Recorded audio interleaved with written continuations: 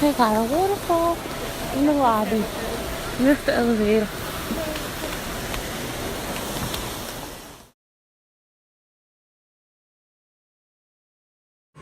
So we're at Bay graduation. She's ready. Say hi to the people. This is Miss Wannon box right here. Look at her. My baby couldn't be from up under me. No. I'm gonna try to zoom in some.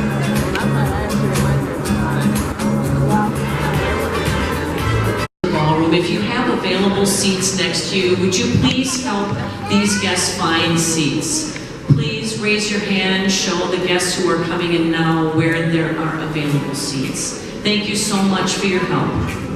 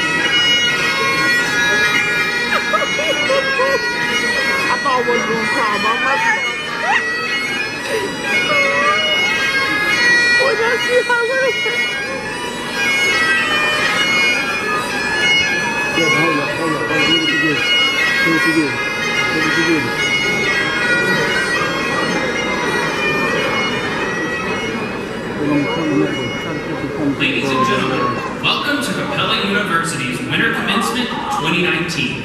Please welcome the graduates from the Harold Abel School of Psychology and the School of Counseling and Human Services.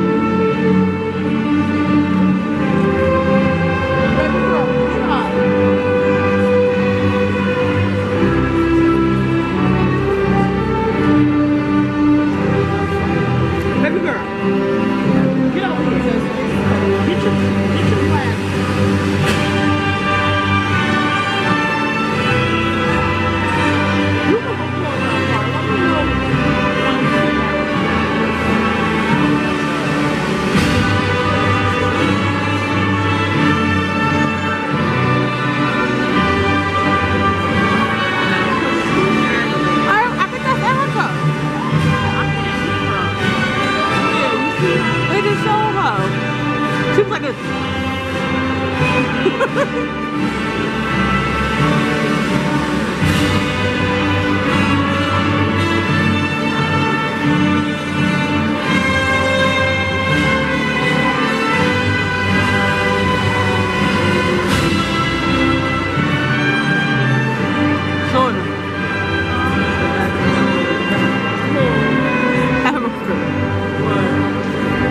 I'll tell you later. I'm trying to see if they're going to show her again.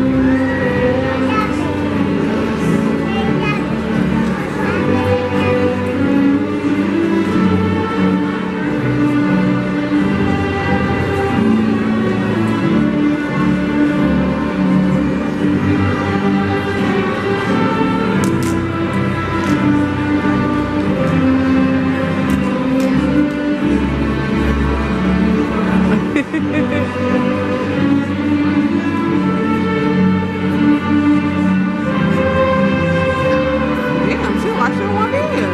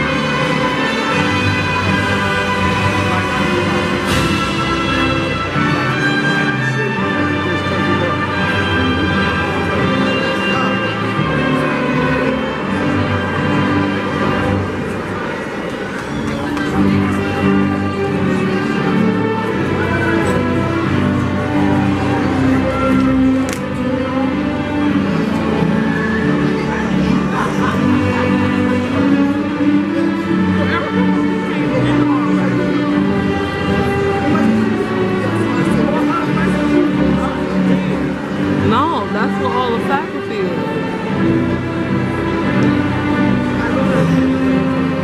Huh?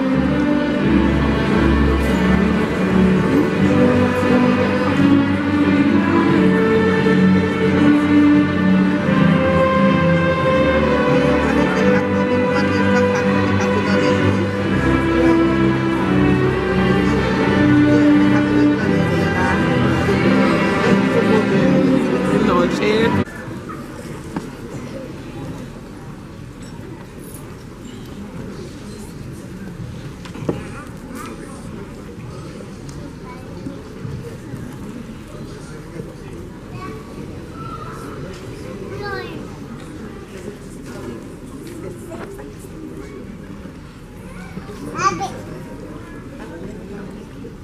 Please welcome Omar Cardona to sing our national anthem. Gentlemen, please remove your caps.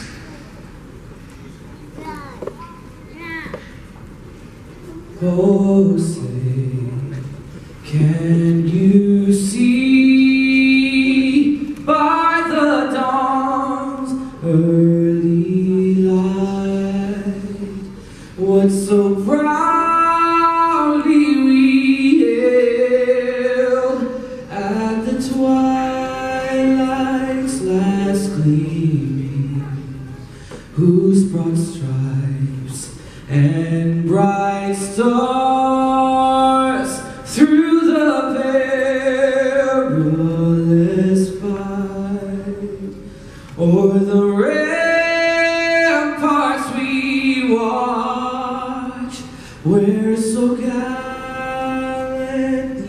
streaming was still there. Oh, say does that star-spangled banner yet wave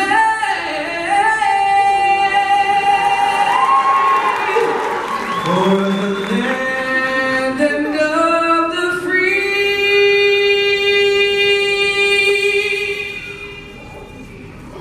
and the home of the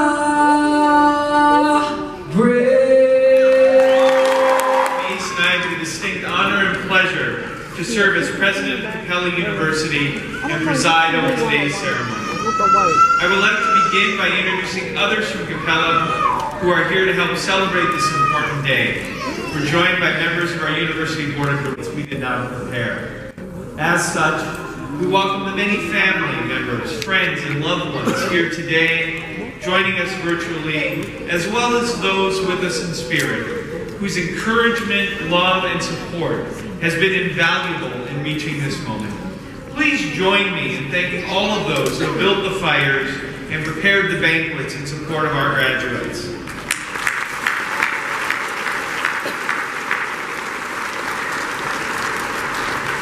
But above all else, today is a day to honor a significant achievement in the educational journey. Today, we welcome you into the community of scholars and a tradition of scholarship that dates back quite a long way. All the way to the year 859 AD, when a woman named Fatima al-Farid founded what would become the world's first university, the University of Al-Qarawiyyin in Fez, Morocco, part of North Africa. Later, the first European university was founded in 1088 in Bologna, Italy. Now, Capella's history doesn't reach quite that far back. In fact, we just celebrated our 25th anniversary last year. And although we're not a traditional university, proudly not a traditional university, our mission, by reaching this day, you've met those expectations. But now that you are graduates of Capella University, the expectations from your Capella community, from your loved ones, from your co-workers, but we know that you will continue to make your family, friends, loved ones, and those of us at Capella as proud as we are today. We know you can do it. And what's more, you know you can do it too. You don't have to do it alone. You can draw strength and support from your Capella community. And so today I urge you to stay connected to your friends, faculty, and colleagues at Capella. This room is filled with talented, accomplished people who are willing to lend a hand. Take advantage of today to make new connections with other Capella students, alumni, and faculty. Seek out Capella alumni and faculty through your networks on LinkedIn or through professional associations you belong to or you will be joining. Use the benefits and privileges you've earned as a Capella alumni. Benefits like access to the Capella Library and the Career Center and much more. At Capella, we support each other every step of the way. Take advantage of that support as you move forward. And remember to seek out ways to support others as well. The next steps will be filled with excitement, opportunity, and yes, challenge. Through it all, keep in mind the words of Michelle Obama, who said, "Find your flame and keep it lit." Each of you has been on a journey that began because you had a desire for more in your life. You wanted to become the best you could be. You wanted to make a bigger impact, or to provide more for your family, or to set an example for your children. You dared to dream. You know, I was talking to one of our alumni recently, and he put it this way. Our dreams sometimes... Well, I understand why you went the first day. Could you tell me why on earth you went back the second day? Well, one day doesn't get the job done. And you also have to realize that when you step out into life, you're not stepping out alone. You're not representing just yourself. You are representing a whole lot of other people. You know what? We all come from a long line of ancestors. You don't know who they are. Millions of people over centuries active in the process of creating you. And all of a sudden you appear. By the way, that gives a lie to the whole notion of race. We don't have time to get into that today, but you can see how that goes. It's not about race. It's more about proximity, whoever's in the neighborhood at the time. Okay. Now, I've come to appreciate life in all of its aspects, and I understand how important it is to know who we are. But one of my main themes today for you is to really know who you are. So other people don't have the right or the opportunity to define you. You know what? I do a lot of talks to young kids, and I often try and get them to understand this. And I say to them, look, if you're walking across campus and somebody yells out, "Hey, stupid!" Now, what have I done by turning around? I've just signed a social contract that stupid applies to me. Why? Why on earth am I turning around? Why? It's because I don't know my name. I think my name may be stupid because somebody yelled at me. No, know who you are, which includes knowing your name, knowing what you're all about, knowing what your goals are, knowing what you want to achieve in this life, and having a firm grasp of that. Don't let it go. Because if you give up that responsibility, if you cede that right to someone else, other people are more than willing to tell you who you are. I had a woman once, of course I was teaching, raised her hand, and she says, "Dr. Roberts, would you prefer to be called black or African American?" I didn't say anything. And she looked puzzled. And then there was a look of consternation. She wanted me to answer. And she finally blurted it out, "Well, aren't you going to answer?" I said, "You know what? I would answer, but you have to give me a lot more options. You've only given me 2 options." And she looked puzzled again. And I said, "Look, let me give you an option. How about you call me Terry Roberts?" That seemed to work. Right.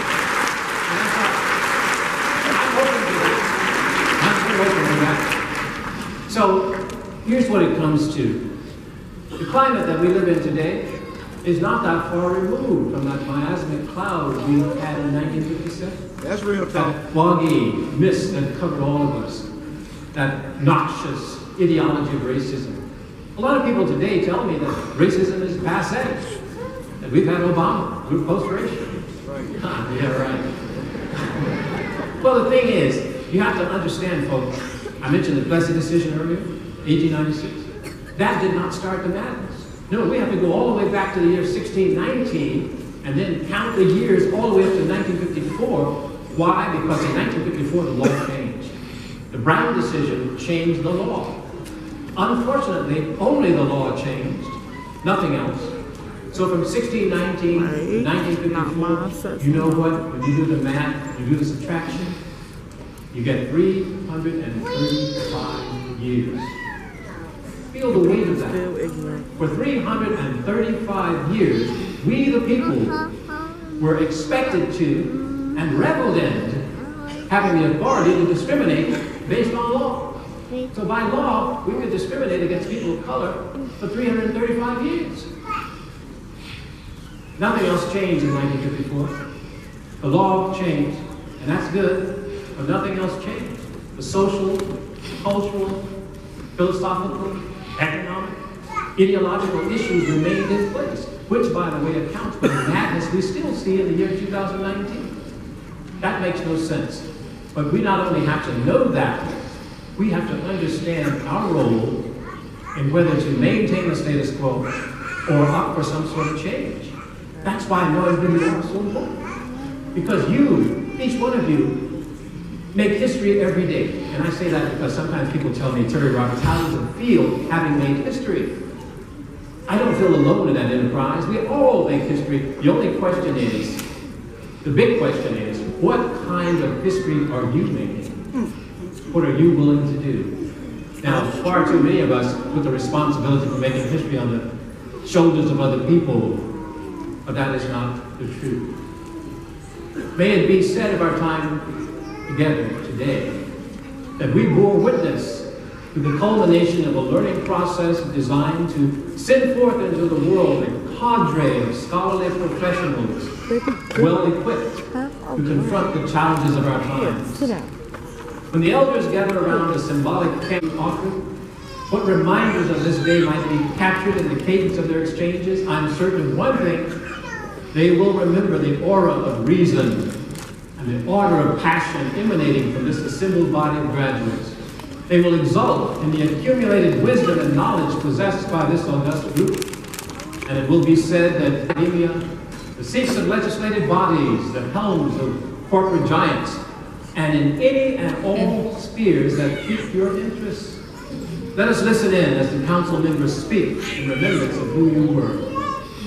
Guided by reason, fueled by passion, they marched forth, eyes blazing with fierce urgency, determined to alter the status quo, committed to the highest ideals, unafraid of the unmarked paths before them. They cared enough to confront, knew when to speak the kind truth to others, held a constant concern about the welfare and well-being of all people, and continued to be open to learning the lessons of life. Yes, those will be glorious times, those times of remembrance. States we know as Alabama, Arkansas, Mississippi, Florida. And yet, that is inaccurate. And today we're going to make a shift. As much as some of you will soon shift your tassels from one side to the other, we're going to shift these GPS systems from the one that is poorly calibrated to the one that is accurate. And so from henceforth, the South will be all of those places south of Canada. And you know where you are at all times and in all places.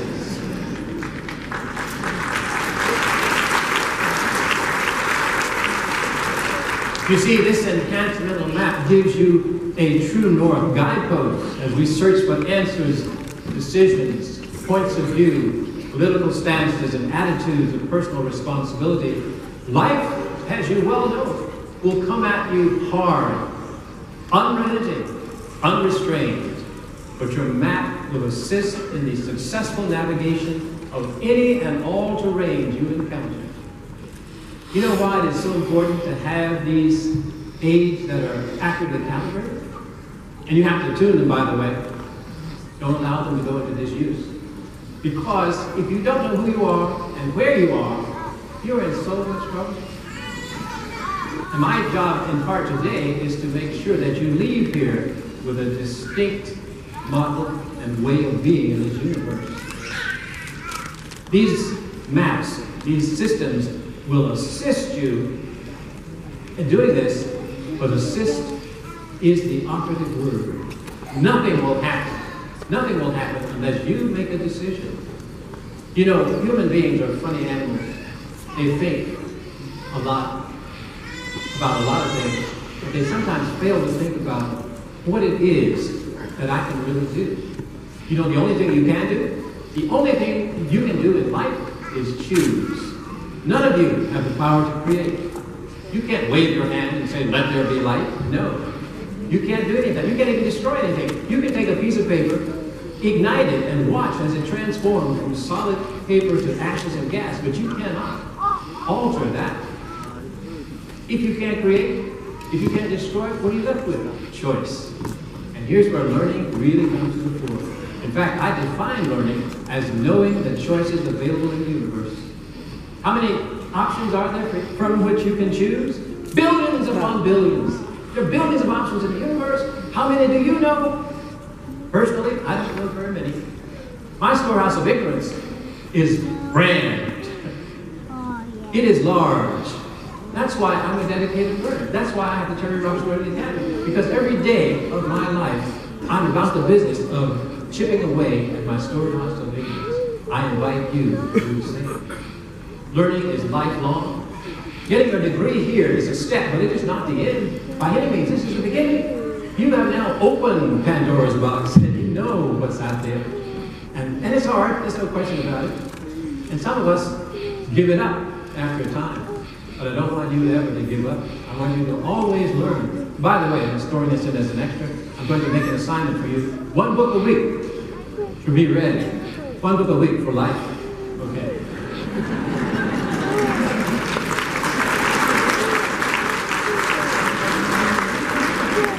Now, remember this. I'm down to 4 seconds. Oh no, they're giving me another 15.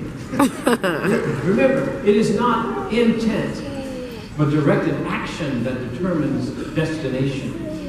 Al-Mustafa, the chosen and beloved protagonist of Gibran's prophet, was well aware of his role, the ongoing growth and development of the people with whom he lived prior to his ship's returning.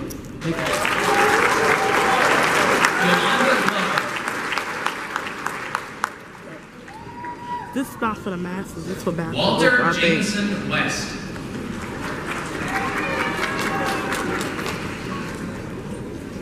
Lori White.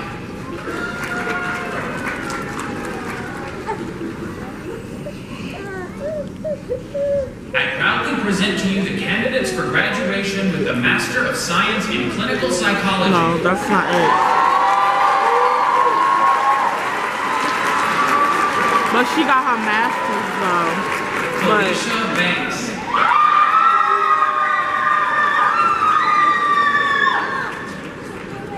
Ebony Monique Barksdale Smith.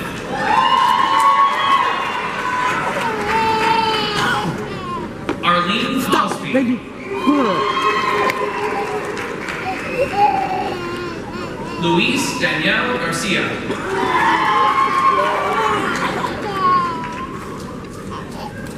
This teenager, please. Efren Ernesto Gonzalez. Here. I'm not picking you up.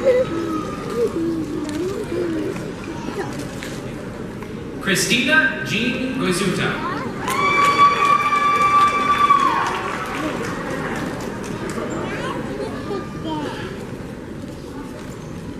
Ashley Sarah Hop Sinison.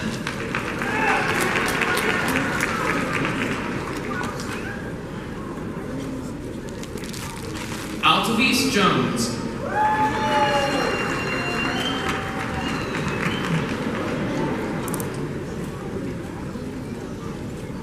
Brittany Rose Kerwin.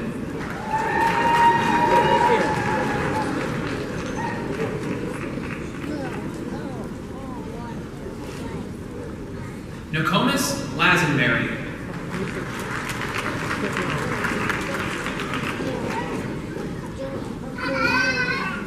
Patrice Annette Moore Lewis.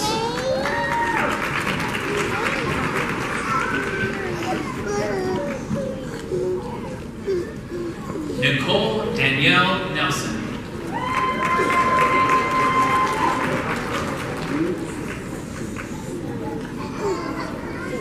Letitia Ann Nicholas.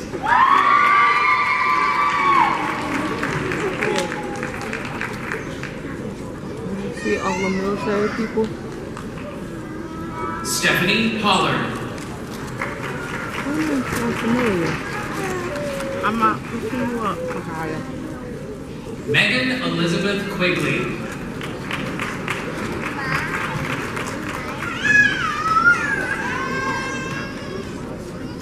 Sharina Lachey Rodriguez.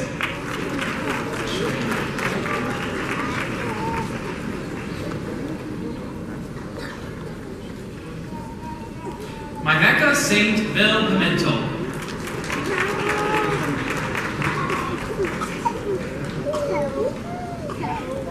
Nicholas Bruce Simons.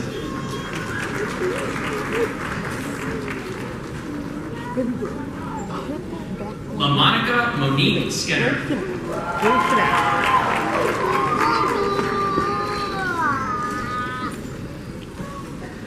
Heather Amelia Lynn Snyder.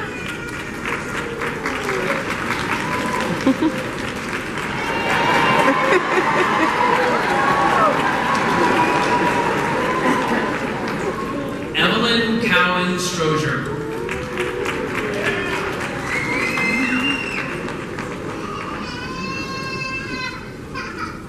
Amy Verhoeven.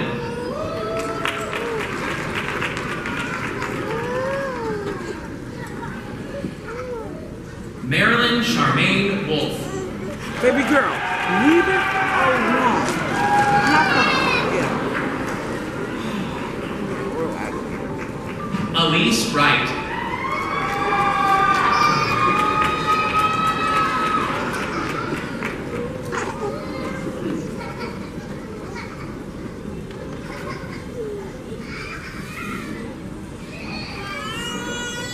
I proudly present to you the candidates for graduation with the Master of Science in Psychology.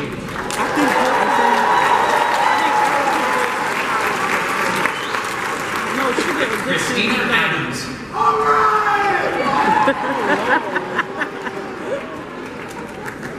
Anthony Agosto. Pay attention over there if you see her. So I can record her. I don't see it. Record them saying her Janelle name. Augustin.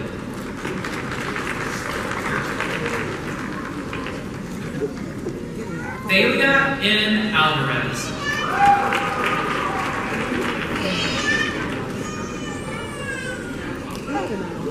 Anna Jessica Amala.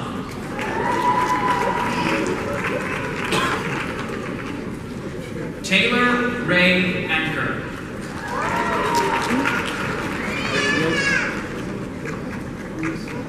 Courtney Patricia Arena.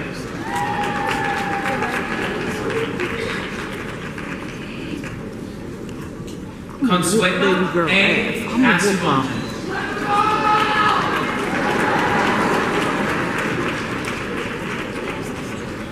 Melissa Baez.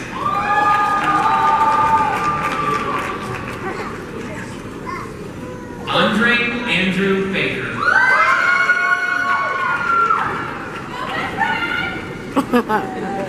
Lisa Barnes.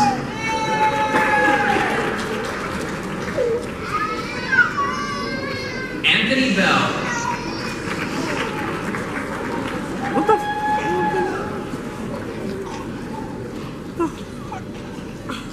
Okay. A little slow, Allison a little slow Beller. there.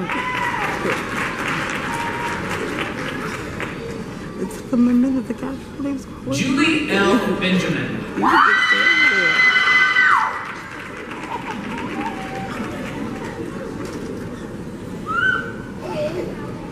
Samantha Bigamy.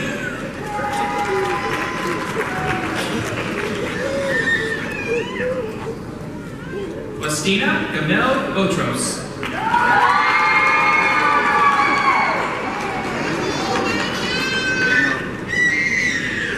Sharon Christina Roswell. And she pregnant. Donella Brown.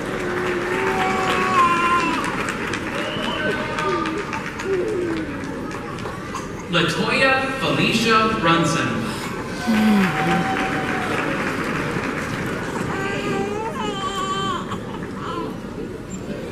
Hannah Buckner. April Katrina Allen. Hold on, let me fix it. Diane Bivens.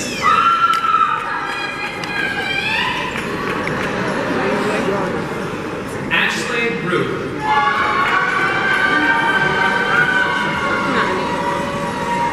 And Lena Bino.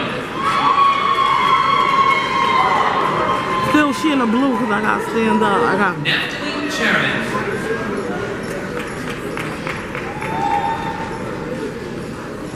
Stephen Jareen Collins. you know I gotta be on live. Jamila Davis. Are you recording? I'm trying to see what they got to say her name. Shavita Davis. Oh. But when you get that Crystal one, make sure you Graves. save it and send it to me so I can send it to her mother. Charisse Danielle Handy. Vanetta Henshaw.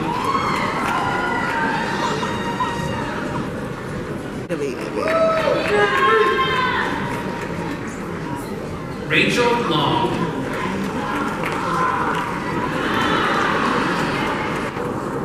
Teresa Miller. Danielle M. Moore. DeMorris James Peterkin.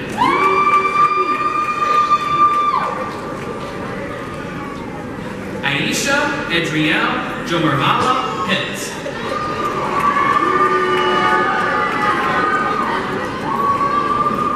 Dana Tamika Register. Angelique Rivera.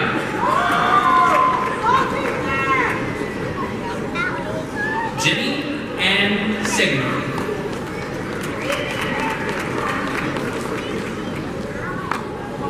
Rosa Strickland.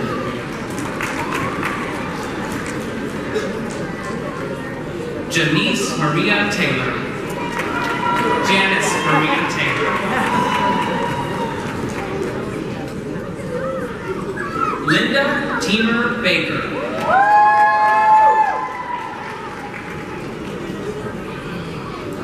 LaShayla Thomas.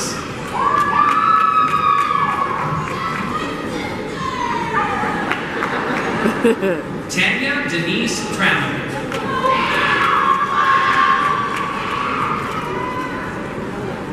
Shanine Washington.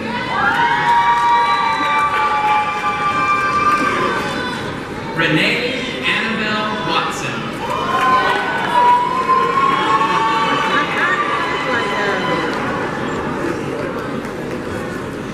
Julia Ann Barty Watwood.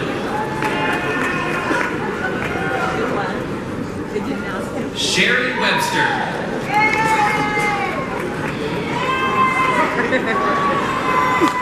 Shayla White. Really? Studies. Lisa Berezniak. Look, Erica after that girl. Erica after the girl with the blonde hair. Hold on, I gotta get this closer. Nicole J. Chris. Alright, there you go. Erica Antoinette Macklin Parker. Yeah, Amanda. sorry.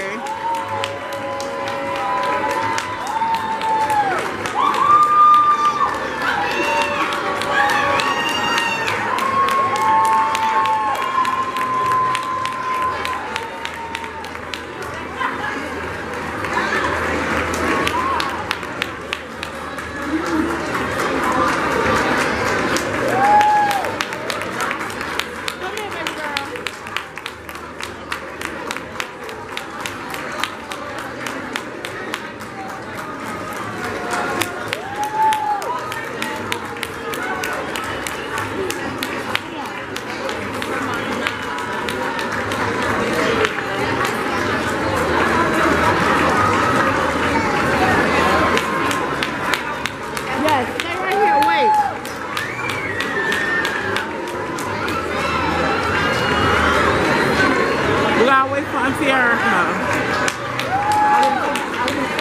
Come here, give me a hand.